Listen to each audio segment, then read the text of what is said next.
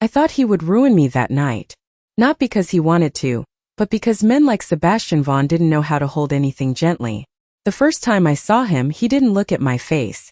He looked at the space around me like he was measuring where I would stand in his world and how much of it I could survive. 6 hours later, I was standing in a white dress that didn't feel like mine, in a house that echoed like a cathedral built for secrets, waiting to become something I never agreed to be. The ceremony had been quiet.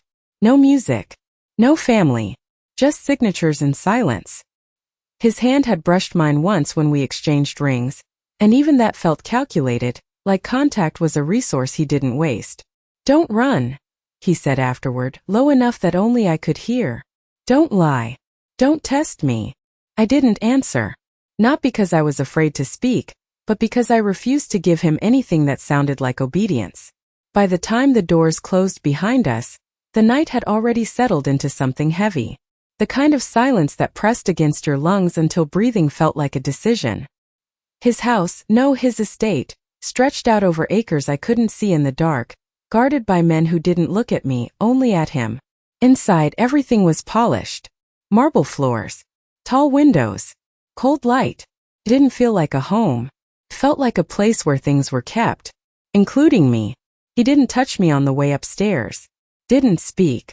Just walked ahead, steady, controlled, like the entire night had already been decided and I was simply catching up to it. My heels clicked against the floor behind him, each step too loud, too final. When we reached the bedroom, he opened the door and stepped aside, letting me enter first. That surprised me. I didn't expect space. The room was massive. King-sized bed. Dark sheets. City lights bleeding in through the windows like distant stars. I stood near the edge of the room, unsure where to put my hands, my breath, my thoughts. Then he walked in, closed the door, and everything changed. He didn't move closer right away. Just stood there watching me. Not like a man looking at a woman. Like a man trying to understand. Something that didn't belong in his world. "Look at me," he said. I did. I shouldn't have, but I did. His eyes were darker up close. Not angry. Not soft. Just certain. Like he had never questioned anything in his life until this moment. The silence stretched again, tighter this time. I could hear my own heartbeat. Feel it in my throat. In my hands. In the space between us. He took one step forward. Then another. Slow. Measured. I didn't move. Not because I couldn't, but because I wouldn't give him the satisfaction of seeing me retreat. He stopped just inches away. Close enough that I could feel the warmth of him, even though he hadn't touched me yet. That's when it shifted. Not the room. Not the distance. Him. Something in his expression changed. Subtle. Almost invisible. But I felt it like a crack in glass. His gaze dropped just for a second, then came back to mine, sharper now, searching in a way that didn't feel like control anymore. Felt like confusion. Like he had just realized something he wasn't prepared for. His jaw tightened. His breath slowed. And for the first time that night, Sebastian Vaughn hesitated. He stepped back like he had touched something that burned, even though his hands had never left his sides, and that was when I understood this was not going the way he planned, not for him and not for me, and somehow that gave me just enough courage to breathe again without feeling like the air belonged to him.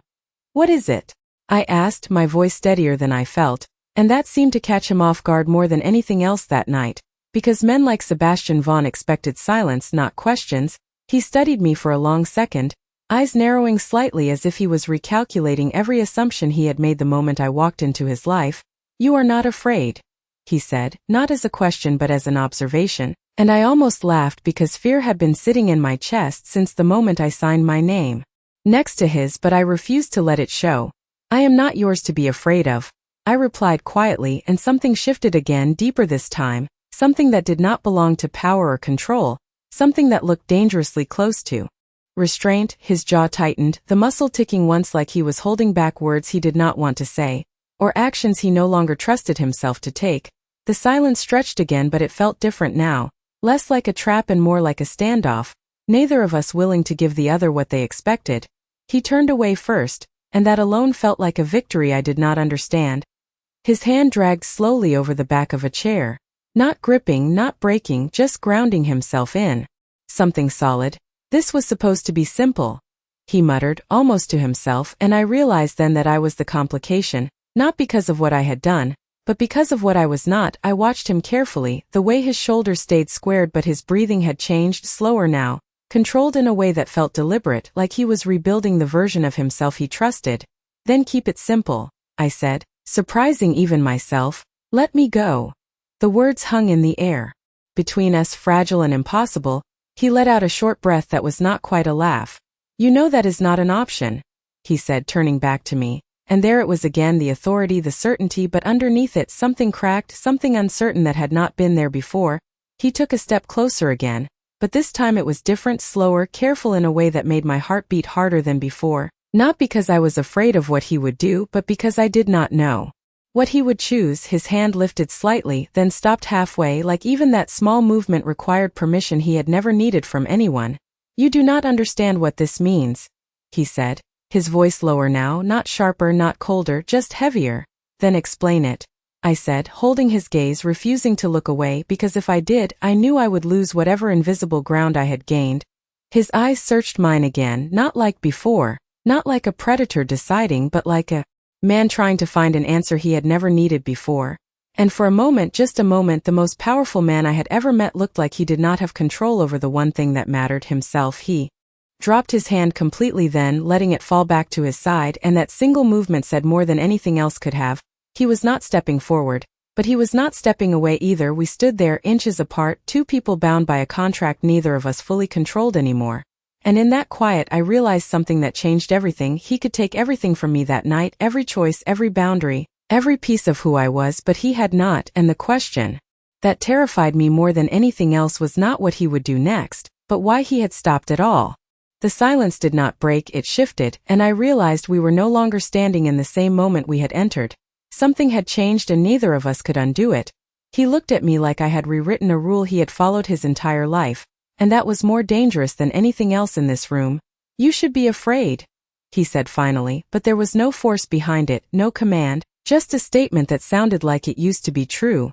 Maybe I was, I answered, my voice softer now. Not weaker, just honest in a way I had not planned. But you stopped? His eyes flickered at that, just for a second, like I had said something he could not ignore, and for the first time since I met him, he did not have an immediate response. That alone told me more than anything he could have said. He turned away again, but this time it was not controlled, not calculated, it was abrupt, like he needed distance from me, from himself, from whatever this was becoming. He walked toward the window, the city lights reflecting off the glass and cutting his silhouette into something sharper, more isolated. I stayed where I was, not following, not retreating, just watching, because instinct told me this moment mattered more than anything that had happened before. His hands rested on the edge of the window frame, not gripping, just there, steadying himself, his head lowered slightly, and I wondered if anyone had ever seen him like this, not in control, not certain, just human. Do you know what people say about me? He asked without turning around, his voice quieter now, but it carried. In the stillness of the room, yes, I said, because I did, everyone did. Power came with stories, and his were not the kind people told lightly. He gave a small nod, almost to himself. And you still stood there, he continued. You still looked at me like I was just a man. I hesitated, because that was not entirely true. He was not just a man, he was something more, something heavier, something that changed the air in every room he entered. But right now, in this moment, he was also something less than the legend built around him. Maybe that is the problem, I said carefully, and that made him turn slowly this time, his expression unreadable but his eyes sharper than before, searching again, always searching now. Or maybe it is the only reason you stopped, I added, and that landed. I could see it in the way his shoulders shifted, the way his breathing paused for half a second before continuing, controlled again but not as effortless as before. He took a step back from the window, then another, closing the distance between us again, but not the same way as before. This time there was no tension pulling him forward, no expectation, just something quieter, something uncertain. You think you changed something tonight?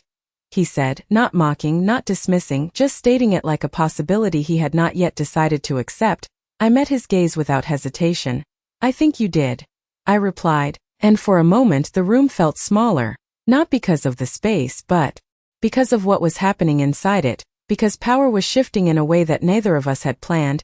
He stopped a few feet away this time, Not close enough to overwhelm, not far enough to disappear, just there, present, aware. Do not mistake hesitation for weakness, he said. And there it was again, the warning, the reminder of who he was, who he had always been, but it sounded different now, like he was reminding himself as much as me. I would not, I said quietly. But I will not mistake it for control either. Something in his expression tightened, not anger, something deeper, something more complicated, and I realized then that this was not about who owned who anymore, not entirely, it was about something far more dangerous, something neither of us knew how to handle yet. He exhaled slowly, then made a decision I did not expect. He stepped back, not forward, creating space between us, real space this time. You will stay here tonight, he said, his voice steady again, composed but not cold. No one will come in, no one will disturb you. I blinked, caught off guard by the simplicity of it, by the absence of force behind it. And you? I asked before I could stop myself. He paused at the door, his hand resting on the handle, and for a second, just a second, he looked back at me, not like a man claiming something, but like a man leaving something unfinished. I need to remember how to think, he said quietly, and then he walked out, closing the door behind him, leaving me alone in a room that no longer felt like a cage, but something far more complicated, something I was not sure I was ready to understand. I did not sleep that night, not because I was afraid he would come back, but because I could not stop replaying the moment he chose not to. The room was too quiet, too still, like it was waiting for something that never arrived. I sat on the edge of the bed for what felt like hours, still in the dress that had turned me into his wife without ever asking who I wanted to be. The fabric felt heavier now, like it carried the weight of everything that had almost happened and everything that did not. I finally stood and walked toward the window where he had been. The glass was cool under my fingertips. The city stretched out below, endless lights, endless lives, none of them knowing where I was or what I had just stepped into. I pressed my forehead lightly against the glass and closed my eyes, trying to steady my breathing, trying to understand why the most dangerous man I had ever met had walked away instead of taking control like everyone said he would. It did not make sense, and that was what unsettled me the most, because unpredictability was far more dangerous than certainty. I stayed there until the sky began to lighten, the dark blue fading into pale gray, morning creeping in whether I was ready for it or not. When I finally moved, it was slow, deliberate, like I was testing whether the world had shifted while I was not looking. I changed out of the dress, folding it carefully and placing it on the chair like it still mattered, like the version of me who wore it still existed somewhere. The bathroom was larger than my entire apartment back home, marble counters, spotless mirrors, everything perfect in a way that felt untouched. I stared at my reflection for a long moment, trying to recognize the woman looking back at me. She looked the same, but something behind her eyes had changed, something quieter, sharper, more aware. I washed my face with cold water, grounding myself in something real, something simple. When I stepped back into the bedroom, the door was still closed, just as he had left it. No interruptions, no guards, no reminders that I was not alone in this place. It felt intentional, like he had given me space not out of kindness, but because he did not trust himself not to take it back. That thought stayed with me as I walked toward the door and hesitated, my hand hovering just inches from the handle. I could stay here, follow his instruction without question, play the role expected of me, or I could open the door and find out what kind of world existed outside this room. The choice felt small, but I knew it was not. I turned the handle slowly and pulled the door open. The hallway beyond was silent, empty, the kind of quiet that belonged to places where everything was controlled down to the smallest detail. I stepped out, my bare feet soft against the polished floor, moving carefully, listening for any sign that I was not supposed to be here. But no one stopped me, no one appeared. It was as if the entire house had been instructed to pretend I did not exist. I walked down the hall, past doors that remained closed, past walls lined with art that felt expensive and distant, until I reached the staircase. The main floor opened up below me, wide and open, sunlight spilling in through tall windows, transforming the space into something almost livable, almost warm. I descended slowly, each step measured, each breath steady, and when I reached the bottom, I saw him standing near the far end of the room, dressed in a dark suit like the night had never touched him, like he had stepped out of it untouched and unchanged. But when he turned and looked at me, I knew that was not true, because the hesitation from last night was still there, quieter now, hidden beneath control, but not gone, not forgotten. And for the first time since I had entered his world, I realized something that shifted the ground beneath me again. He had not just left that room to regain control, He had left because something about me had taken it from him, and neither of us knew what that meant yet. He did not look surprised to see me there, which meant he had known I would come down eventually, or maybe he had been waiting, and I was not sure which one unsettled me more. The sunlight cut across the room, catching on the edges of the glass and steel, turning everything sharper, clearer, leaving nowhere for anything to hide, including whatever had shifted between us the night before. He stood with one hand resting lightly against the back of a chair. Not leaning, not relaxed, just present. Like the entire space belonged to him without effort. "You left the room," he said, his voice even, not accusing, not approving, just stating a fact. I stopped a few feet away from him, keeping enough distance to breathe. "You did not say I could not," I replied, and something in his expression flickered again, that same quiet fracture I had seen before, like every answer I gave forced him to adjust something he had never questioned. He nodded once, slow, deliberate. "No, I did not," he admitted, and there was something almost dangerous in that honesty, because it meant he was paying attention now, truly paying attention, not just to what I did, but to what I chose. A woman appeared silently from a doorway I had not noticed before, placing a cup of coffee on the table near him before disappearing just as quickly, her eyes never lifting, her presence barely a ripple in the stillness. I realized then that this house functioned like a system built around him. Every movement anticipated, every need met before it was spoken. Except this, except me. I stepped closer to the table, the smell of the coffee warm and grounding, real in a way everything else did not feel. "Is this how it always is?" I asked, glancing around the vast space, the silence, the precision, the control. He followed my gaze for a moment before answering. "Yes," he said simply, then after a pause, "until something changes." His eyes returned to me when he said it, and I knew he was not talking about the house. I wrapped my fingers around the edge of the table, steadying myself, not because I was weak, but because I refused to let the weight of this place press me into something smaller. "Then maybe it already has," I said quietly, and that landed. I saw it in the way his posture shifted just slightly, not enough for anyone else to notice, but enough for me because I was watching him the way he had been watching me, closely, carefully, learning the language he did not speak out loud. He stepped closer, closing some of the space between us, but not all of it, never all of it anymore. "You think one night changes anything?" he asked. His voice lower now, not sharp but focused, like he was testing the truth of it.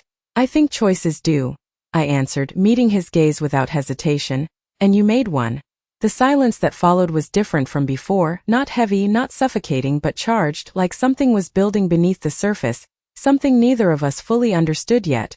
His eyes held mine for a long second, then another, and for a moment I thought he might step closer again, might reach out, might break whatever fragile balance we had created.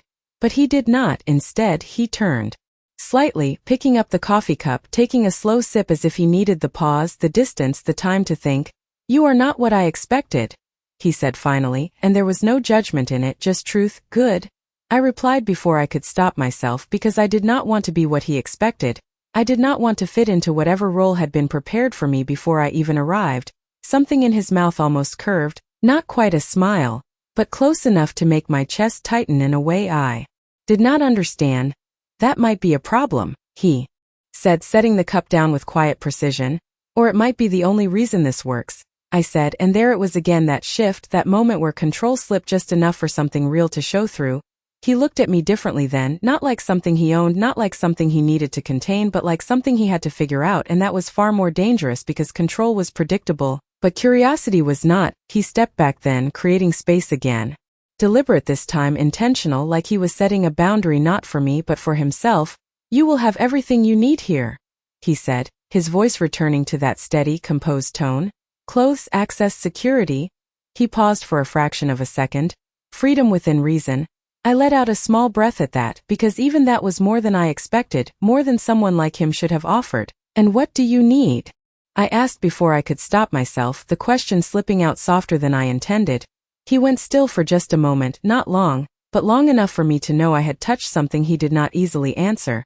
His gaze held mine, steady, unreadable, and then he said quietly, "Control."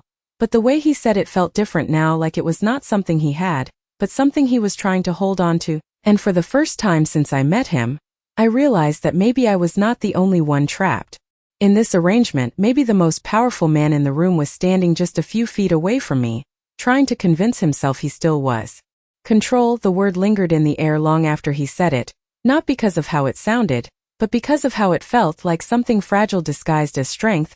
I watched him for a moment longer, trying to understand whether that word defined him or confined him, and I realized it was both.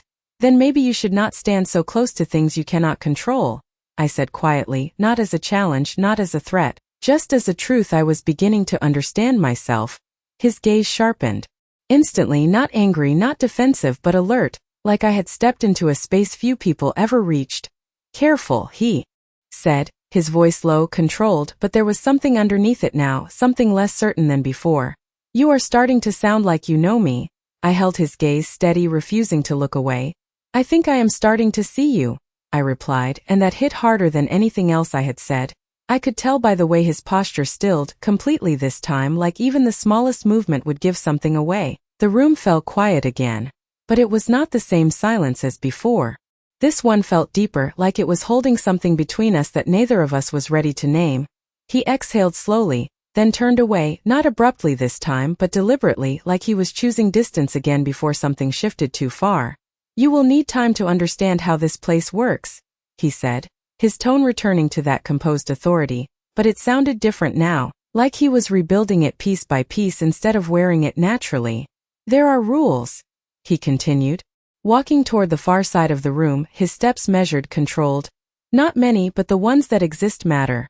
I listened, but I did not follow. I stayed where I was, letting him create that space, letting him think he needed it. You will not leave the property without telling me, he said, not turning around. You will not speak to anyone about what happens here. A pause, brief but noticeable. And if you feel unsafe, you come to me. That last one caught me off guard, not because of what it meant, but because of how it sounded, not like a command but like something else entirely, something closer to a promise. I stepped forward slightly, closing just a fraction of the distance he had created. And if I feel unsafe because of you? I asked, my voice calm, but the question carried weight. It mattered. He went still again, and for a moment I thought he might ignore it, might dismiss it, might turn it into something easier to control, but he did not. He turned slowly, meeting my eyes again, and this time there was no hesitation, no searching, just something quiet and certain. Then I expect you to say it, he answered, and there was no anger in it, no threat. Just truth. And somehow that was more unsettling than anything else he could have said, because it meant he was giving me something real, something I had not expected to receive, a voice. I studied him for a long second, trying to find the line between what he said and what he meant. But for the first time since I met him, they felt the same, and that changed everything. That is not how this usually works, is it? I said softly, and something in his expression shifted again, that same quiet fracture, but deeper now, more visible. No, he admitted, and that single word carried more weight than any explanation could have, because it confirmed what I already knew. This was not normal for him, not planned, not controlled. I took another small step forward, not enough to close the space completely, but enough to make it clear I was not retreating, not anymore. Then why are you doing it? I asked, and this time the question was not careful, not measured, it was direct, because I needed to understand the rules of a world that kept changing every time I thought I understood it. He held my gaze longer this time, and I could see it, the calculation, the control, but also something else, something new, something that did not belong to the man everyone thought they knew. Because I am trying not to make a mistake I cannot undo, he said quietly, and the honesty in that answer settled into the space between us like something permanent, something that would not disappear no matter how much control he tried to rebuild around it. And for the first time since I walked into his world, I realized something that shifted everything again. He was not just trying to control me, he was trying to protect something, and I was starting to understand that the thing he was protecting might not be me. It might be the part of himself he had never allowed anyone to see.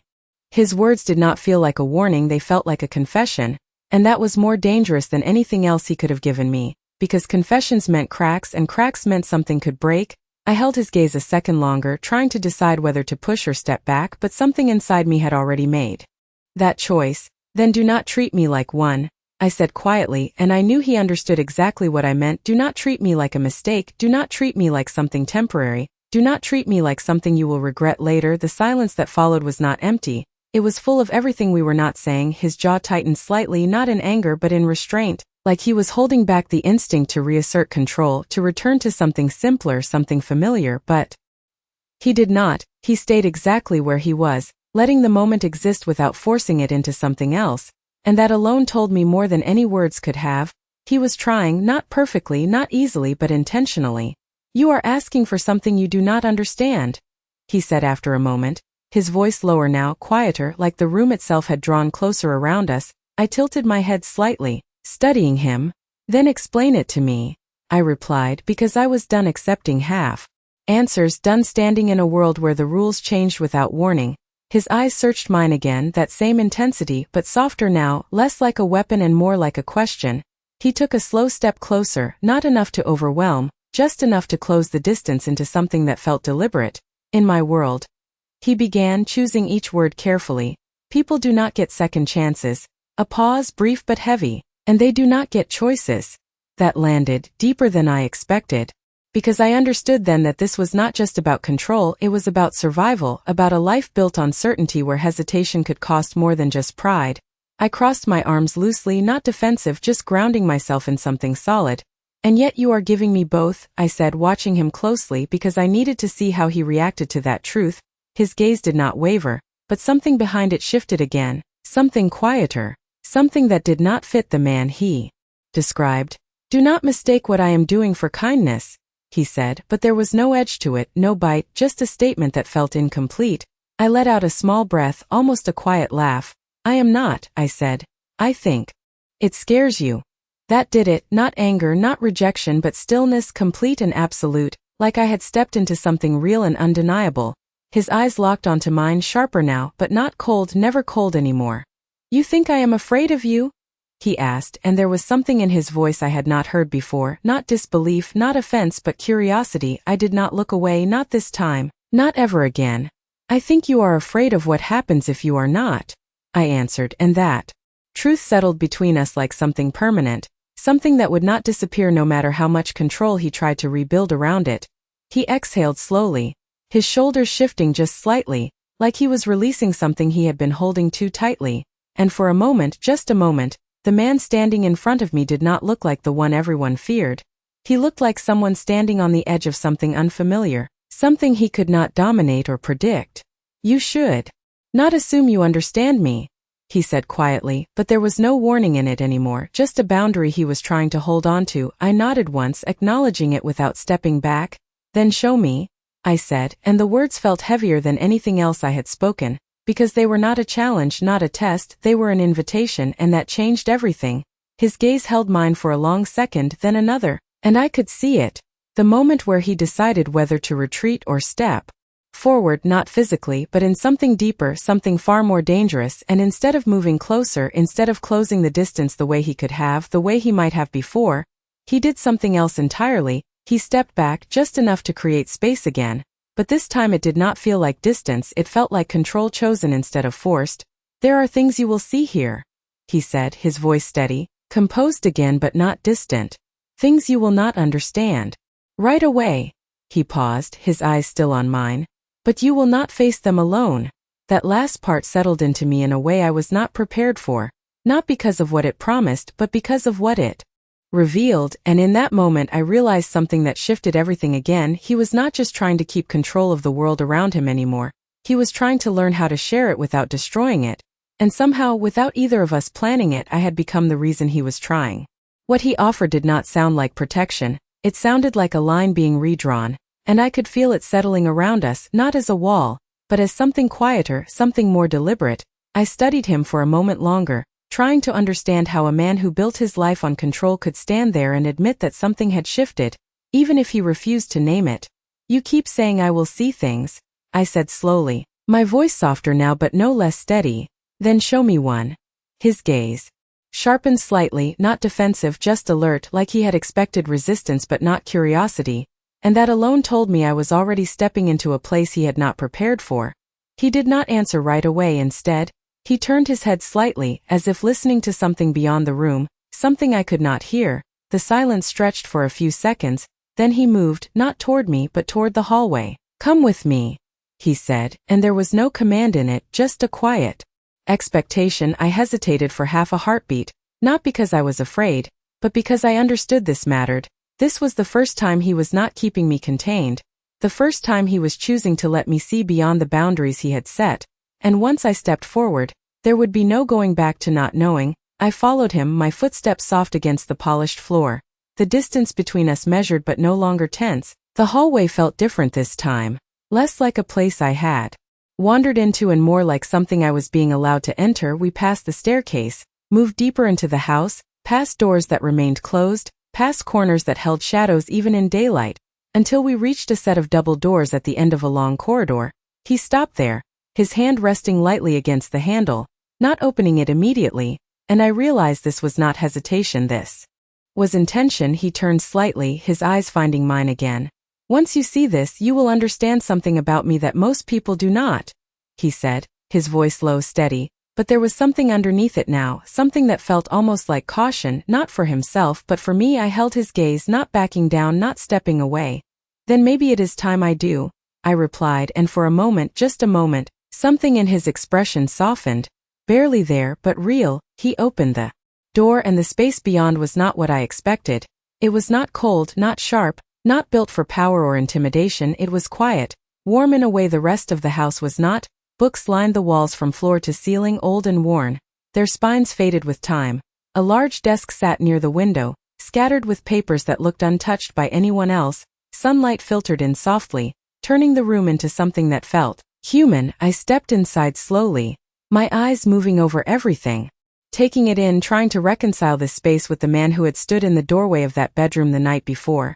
This did not feel like a place built by the same person. This felt like something hidden, something protected. I turned slightly, looking back at him, and he had not moved from the doorway. He was watching me now, not with control, not with calculation, but with something else entirely, something closer to anticipation, like he was waiting to see what I would understand. Without him having to explain it, I walked further into the room, my fingers brushing lightly against the edge of the desk, grounding myself in something real, something that did not feel like a performance. This does not look like your world, I said quietly, and that was when he finally stepped inside, closing the door behind him with a soft click that echoed more than it should have. It is not the part people see, he replied. His voice lower now, more honest than before. I turned to face him fully, searching his expression, trying to understand why he would show me this, why he would let me step into something that clearly mattered. Then why show it to me? I asked, and the question felt heavier than anything else I had said, because it was not about the room, it was about him. He held my gaze for a long second, and this time there was no hesitation, no calculation, just a quiet certainty that settled into the space between us. Because you already changed what they see, he said, and the weight of those words landed somewhere deep, somewhere I could not ignore, because it meant this was not just about understanding him anymore. It was about what I was becoming inside his world, and for the first time since I walked into this house, I realized something that shifted everything again. He was not just letting me see who he was letting me become part of it, and that was far more dangerous than anything I had been afraid of before. His words stayed with me longer than they should have, not because of what they meant, but because of how easily he said them, like he had already accepted something I was still trying to understand. I turned away from him slowly, letting my eyes move across the room again, taking in every detail with a different kind of awareness now. This was not just a hidden space, it was a truth he did not show anyone else, and the fact that I was standing here meant something neither of us had fully defined yet. I walked toward the shelves, my fingers tracing lightly along the spines of the books. Worn leather, faded titles, histories and philosophies, things that did not belong to the world I had imagined him ruling. You read all of these? I asked quietly, not turning around yet because I wanted to hear his answer without seeing his expression shape it. There was a pause behind me, brief but present.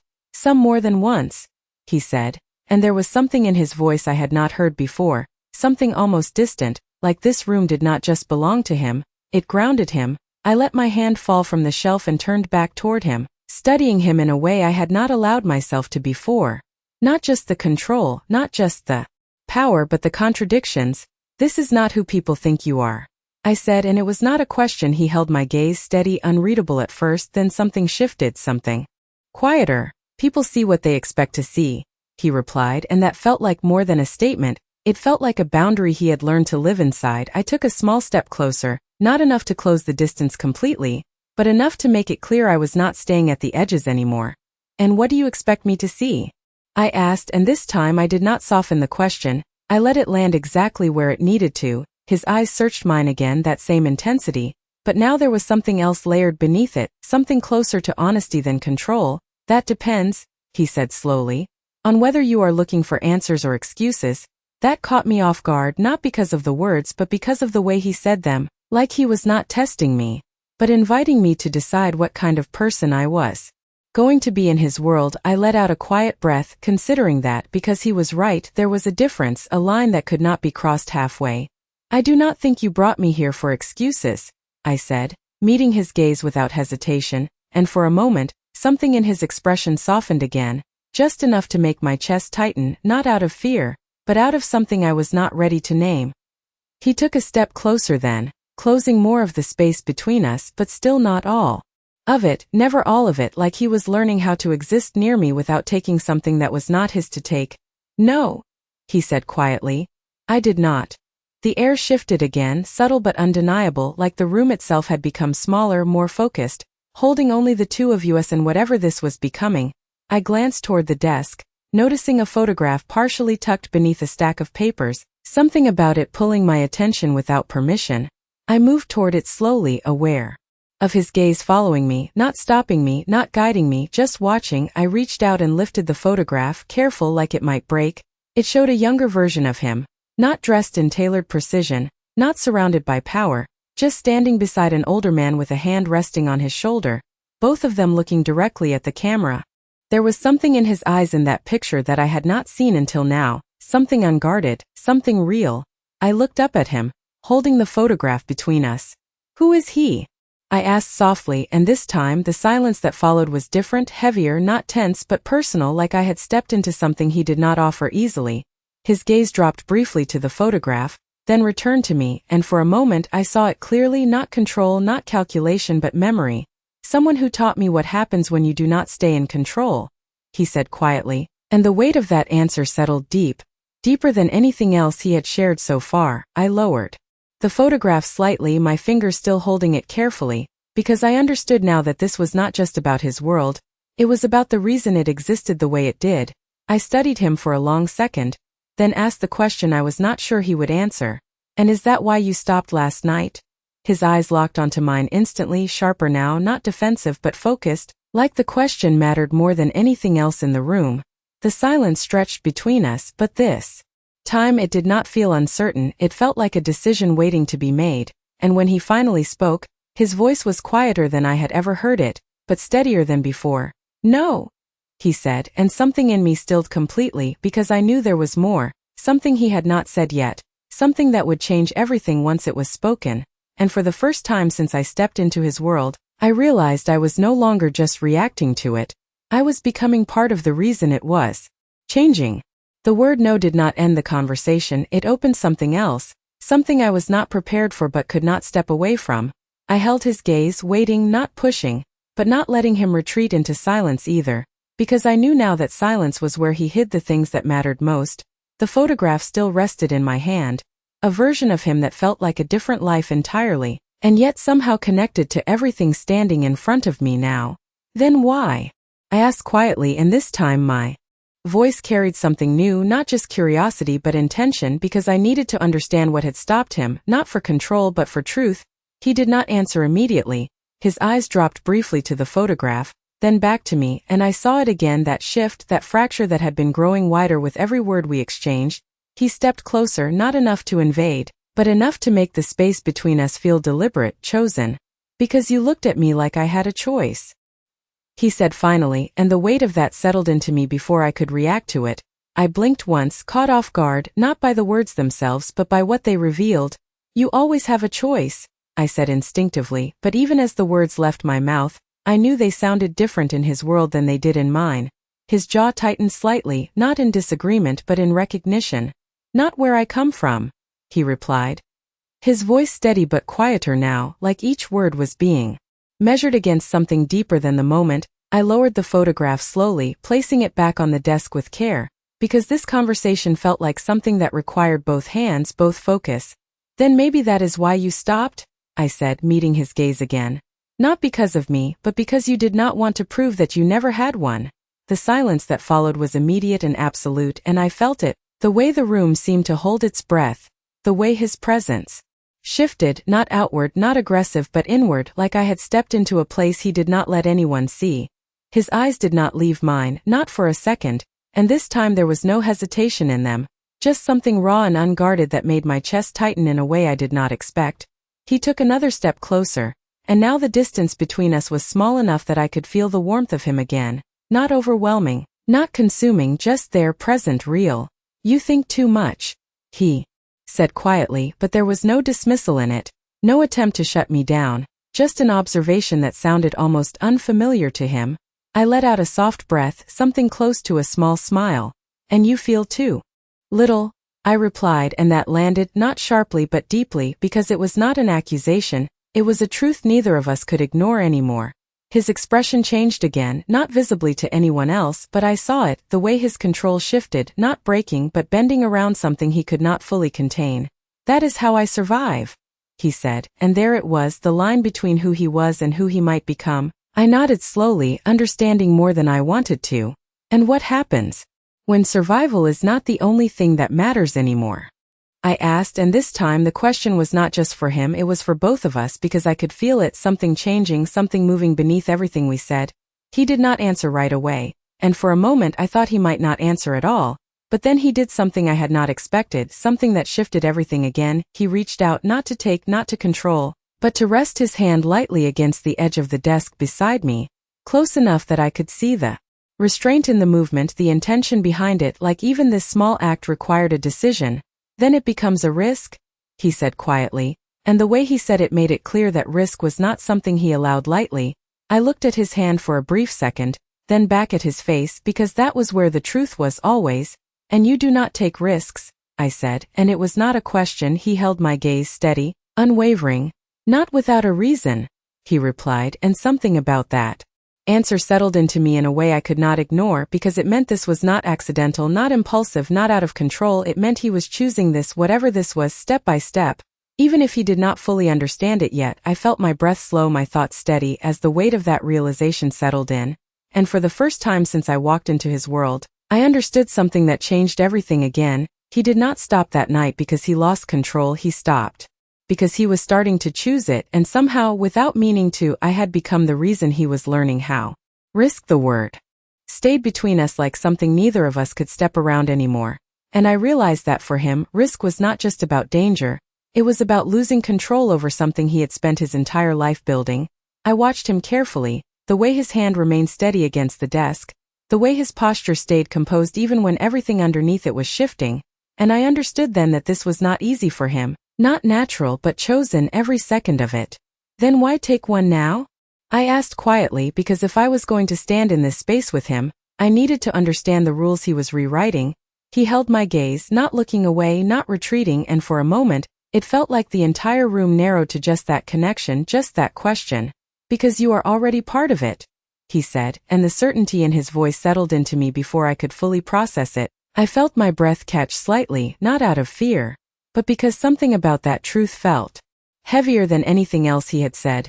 "I did not choose this," I replied, not defensively but honestly, because that still mattered. I had been brought here, placed into his world without consent, without preparation, and yet somehow I was now standing at the center of something that felt like it was unfolding around me. He nodded once, slow, acknowledging it without argument. "No," he said, "but you chose how to stand in it." That stopped me, because he was right. I could have stayed silent, stayed afraid, stayed exactly what his world expected me to be. But I had not, and now everything was different because of that. The silence that followed was not uncomfortable, it was reflective, like we were both seeing the same moment from different angles, understanding it in ways we had not expected. A faint sound broke through the stillness, distant but unmistakable, a voice from somewhere beyond the door, low, controlled, but urgent in a way that did not belong to the calm of this room. His posture changed instantly, not dramatically, but enough for me to notice. The shift was immediate, precise, like a switch had been flipped inside him. The man who stood in front of me now was not just the one in this room, he was the one the world outside expected, the one who did not hesitate, did not question, did not allow uncertainty to exist. He turned slightly toward the door, listening, his expression unreadable again, composed in a way that felt almost distant after everything we had just shared. The voice came again, clearer this time, calling his name, and I saw it, The exact moment where whatever existed between us had to step aside for the reality he lived in. He moved toward the door, his steps controlled, measured, but there was something else beneath it now, something I had not seen before, not urgency, not fear, but awareness, like he was no longer moving through his world alone. He paused with his hand on the handle, not opening it immediately, and for a second, just a second, he looked back at me, his gaze steady but different now, more intentional. "Stay here," he said, his voice low, but not a command this time, more like a request shaped by habit. I held his gaze, not nodding, not agreeing, but understanding what he was asking without needing to say it out loud. He studied me for a brief moment longer, like he was measuring something he could not fully define. Then he opened the door and stepped out. The shift was immediate. The air in the room changed the moment he left, the quiet returning, but not the same quiet as before. This one felt heavier, like something had been interrupted before it could fully become what it was meant to be. I stood there for a long moment, not moving, not following, just listening to the faint echoes of voices beyond the door. The world he had stepped back into, the one I had only begun to understand, and I realized something then. Something that settled deep and would not leave. Whatever was happening between us did not exist outside of that world. It existed because of it, because of the risks, the control, the choices he had never allowed himself to make until now. And as I stood alone in the room he had chosen to show me, I understood that this was not just about him learning control. It was about what would happen when that control was tested by something neither of us could stop. I stayed where I was long after the door closed, not because he told me to, but because something in me understood that stepping out too soon would mean stepping into a world I was not ready to face without knowing where I stood in it. The room felt different without him, quieter, but not empty, like his presence had left something behind that had not fully faded yet. I walked slowly toward the window, the same place he had stood earlier, and for the first time I understood why from here the estate did not look like a place of power. It looked like distance, acres of land stretching out in controlled silence, guarded not just by walls, but by the choices made inside them. I rested my hand lightly against the glass, grounding myself in something steady, something real, because everything else felt like it was shifting too fast, too quietly. Voices echoed faintly from somewhere down the hall, too far to understand, but close enough to remind me that whatever world he had stepped back into had not paused just because he had. I turned away from the window and looked around the room again, at the books, the desk, the photograph still resting where I had placed it. And I realized that this space was not just a hidden part of him, it was the part he returned to when the rest of his world demanded something he could not fully give anymore. I moved back toward the desk, my fingers brushing lightly over the edge, not searching, not invading, just existing in a place that felt more honest than anything else I had seen since I arrived. Time passed without shape, minutes or maybe longer, until the sound of the door opening pulled me out of my thoughts. I turned instinctively, and he was there again, but not the same. His posture was controlled, his expression unreadable, but there was something else now, something tighter beneath the surface, like whatever had happened outside this room had not stayed there completely. He closed the door behind him with quiet precision, the sound soft, but final, sealing the space between us again. His eyes found mine immediately, and for a moment neither of us spoke, because something had changed, not dramatically, not visibly, but enough to be felt. He took a step forward, then stopped, like he was recalibrating, adjusting to something he could not fully separate from the conversation we had left unfinished. "There are going to be changes," he said finally, his voice steady but lower than before, and I knew this was not about the house, not about routine. This was about something larger, something that had already begun moving beyond this room. I held his gaze, not asking, not interrupting, because I understood now that when he chose to speak, it meant something mattered. "You will not stay confined to this part of the house anymore," he continued, and that alone shifted something inside me, not freedom, not entirely, but movement, space, possibility. "You will be seen," a pause, brief but deliberate, with me. That landed differently, heavier, because it was not just about access, it was about position, about what it meant for me to exist beside him in a world that thrived on perception. I took a slow breath, letting that settle. "Why now?" I asked quietly, because timing mattered, especially in a world like his. His gaze did not waver, but something behind it shifted again, something more resolved than before. "Because keeping you hidden is no longer the safest option," he said, and there it was, the truth layered beneath the decision. This was not just about me, it was about what my presence meant to the people watching him, the people who would notice any change, any weakness, any difference. I stepped slightly closer, not Enough to close the distance, but enough to show I was not stepping back from what this meant. And standing next to you is safer? I asked, and the question carried more than just curiosity now, it carried risk, because I knew the answer mattered. He held my gaze for a long second, then another, and when he spoke, his voice was quieter but more certain than it had been before. It is clearer, he said, and something about that answer settled into me in a way I could not ignore, because clarity in his world meant definition, and definition meant there was no longer room for uncertainty. Not for him, not for anyone watching. The silence that followed was not uncertain, it was understood. Something had shifted again, something neither of us could undo, and for the first time since I walked into his world, I realized that this was no longer just about what happened between us in private, it was about what would happen when the rest of his world saw it too. Clarity, the word echoed in my mind long after he said it, not because it reassured me, but because it did the opposite. It removed the illusion that I could stay in the background, that I could exist in his world without becoming part of its structure. I held his gaze steady, searching, trying to understand what standing beside him would actually mean when the rest of his world was watching, judging, waiting for weakness. And what happens when they see me? I asked quietly because the question mattered more than anything else now, not for fear, but for truth. He did not look away, did not hesitate, and that alone told me he had already considered every possible outcome. They will understand that you are not temporary, he said, and the weight of that settled into me in a way I could not ignore, because temporary was safe, temporary could be removed, forgotten, replaced, but this was something else entirely, something that could not be undone. Once it was seen, I let out a slow breath, my thoughts aligning in a way they had not before. And if they do not like it? I asked, not challenging, not resisting, just acknowledging the reality of the world he ruled. His expression did not change, but something in his eyes sharpened, not colder but more defined. Then they will adjust, he said, and there was no threat in his voice, no force, just certainty, the kind that did not need to be proven, because it already existed. I studied him for a long moment, the man who had stood in the doorway that night, uncertain for the first time, and the man standing in front of me now, composed, resolved, and I realized something that shifted everything again. Both of them were real, both of them existed at the same time, and somehow I had become the line between them. I took a small step closer, closing the space just enough to make it intentional, not accidental. And what about me? I asked, softly, because clarity went both ways, because if I was going to stand beside him, I needed to understand what that meant for who I was becoming. His gaze held mine steady, unwavering.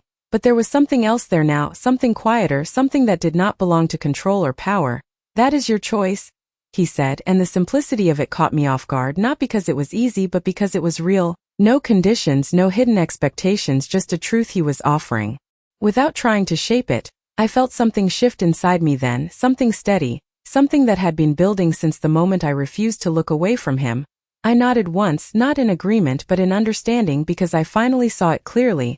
This was not about being owned, not anymore. This was about standing in a world that demanded certainty and choosing who I would be within it. The silence that followed was not uncertain, it was settled, like something had been decided. Without needing to be spoken out loud, he stepped closer then, not abruptly, not with force, just enough to stand beside me instead of in front of me. And that alone changed everything, the position, the distance, the meaning. We were no longer facing each other across a line, we were standing on the same side of it. His presence next to me was steady, controlled, but no longer distant, and for the first time since I walked into his world, I did not feel like something placed into it. I felt like someone choosing to remain. When we walk out of this room, he said quietly, his voice lower now, more personal than before, everything changes. I turned my head slightly, meeting his gaze again, and there was no hesitation left in either of us, because we both understood what that meant, not just for him, not just for me, but for everything that existed beyond these walls. Then let it, I said, and the words felt stronger than anything I had said before. Not because they were bold, but because they were certain. He held my gaze for a brief second longer, then nodded once, slow, deliberate, like he was accepting something he could not control but was no longer trying to. He moved toward the door. Not looking back this time, not needing to, because something between us had already been decided. I followed without hesitation, my steps steady, my breath even. And as the door opened and the world beyond waited, I realized something that would not leave me.